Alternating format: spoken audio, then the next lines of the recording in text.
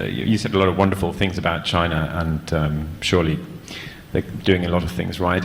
But how do you reconcile the fact that to make it work for China, it seems to be based on a high level of repression, environmental destruction, censorship, a certain ideological stubbornness. I mean, we've spoken about Hong Kong, the Uyghurs. How do you reconcile that, and why do you think that's? I mean, do you think that's tolerable? Thank you. I'm really glad you asked that question, because your question captured very well the Anglo-Saxon media's perception of China. And I would suggest to you very bluntly that it's a distorted perspective of reality. Let's take the first word you use, repression. If the Communist Party of China only relied on repression to stay in power, it would not create the most dynamic economy in the world, right? It is by far the most dynamic economy in the world. It has delivered the fastest growing economy for 30 years.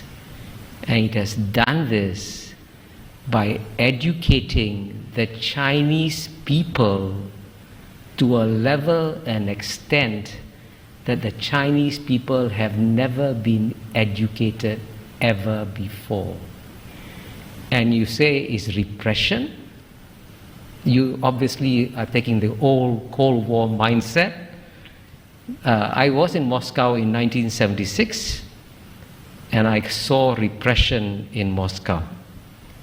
And when I was in Moscow, the Soviet citizens were not allowed to travel outside the Soviet Union. That's repression. In the year 2019, 139 million Chinese left China freely. Guess what? Zero defectors. 139 million Chinese, right? That's twice the population of the UK. Went back to China. So all your description, when you say environmental degradation, China's climate change policies are far more responsible than those of the United States, which has not once, but twice withdrawn from global environmental protocols. Kyoto Protocol, the Bush administration left 8 years. Paris Accords, Trump administration left 4 years. And you know what? The reason why we're having climate change today is not because of new flows of greenhouse gas emissions from China and India. It's because of what the Western countries have put in the atmosphere since the Western Industrial Revolution. Get the data.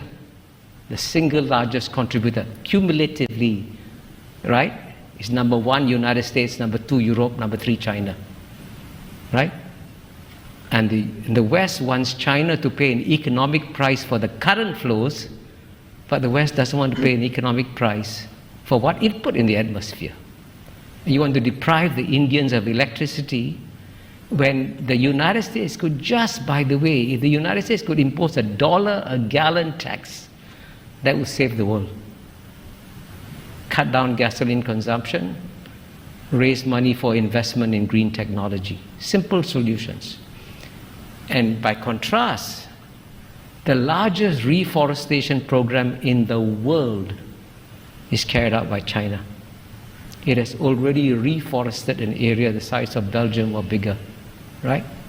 So all your descriptions capture the natural distortions of China that you get in the Anglo-Saxon media, which violate the rules of the Enlightenment, which say that you must be rational, calm, and objective, especially in understanding your adversary.